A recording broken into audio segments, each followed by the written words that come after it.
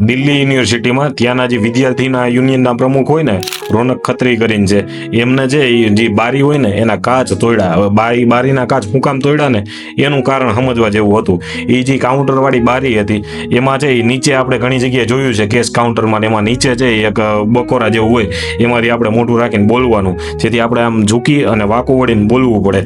એટલે આ વિશે છે એ જે વિદ્યાર્થી આગેવાન છે એ ખૂબ સક્રિય નીકળ્યા. એમણે જે બારી તોડી નાખીને એને કીધું કોઈ પણ સ્ટુડન્ટ છે એ નીચો નમી અને છે એ વાત નહીં કરે, તમારે છે એ સામે જ જઈ વાત કરવી જોશે. આ પગલું છે ને એ ખૂબ સુંદર છે, એ આ વિદ્યાર્થી નેતાએ ભર્યું છે. દેશની તમામ જેટલી જગ્યાએ આવા કાઉન્ટર છે જેમાં છે લોકોએ છે નીચા નમી અને સરકારની સામે નીચું વળી વાત કરવી પડે છે, એ ખૂબ છે એ ગેરકાનૂની કહેવાય. કારણ કે સરકાર છે ને એને છે એ આપણે પૈસા આપી છે, આપણને સરકાર છે ને પૈસા નથી આપતી.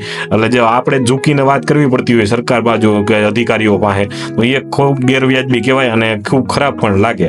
એટલે છે ને આ એક પગલું છે યોગ્ય છે. એટલે દેશની તમામ જગ્યાએ જેટલી જગ્યાએ છે આવા કાઉન્ટરો લગાવવામાં આવ્યા છે, એટલે છે ને તમામ સરકારી સંસ્થાઓ અને દેશમાં જેટલી પ્રાઇવેટ સંસ્થાઓ છે બધાને વિનંતી હતી કે જેટલી જગ્યાએ છે આવા કાઉન્ટર લાગેલા છે જેમાં આમ પબ્લિકને છે એ થોડુંક ઝૂકીને છે એ વાત કરવી પડે અને ઝૂકીને છે બધો વહીવટ કરવો પડે, એ બધા કાઉન્ટર છે એ વહેલી તકે છે એ બંધ કરી દેજો. નકર છે આ વિદ્યાર્થી નેતાએ કર્યું એવું છે એ પબ્લિકે કરવું પડશે. અને આના માટે છે એ થોડાક સાવચેત બની અને પબ્લિકને છે સામોસામ ઉભા રહીને વાત થાય એ રીતના કાઉન્ટર બનાવો ને એવી માંગણી હતી. આ માંગણી છે એ ખાસ જરૂર ધ્યાનમાં લેજો અને આ એક વિદ્યાર્થી નેતા માટે છે લાઈક કરી દેજો, કારણ કે ખૂબ અગત્યનું ખૂબ સારામાં સારું કામ કર્યું છે. ધન્યવાદ. જય હિન્દ, જય ભારત.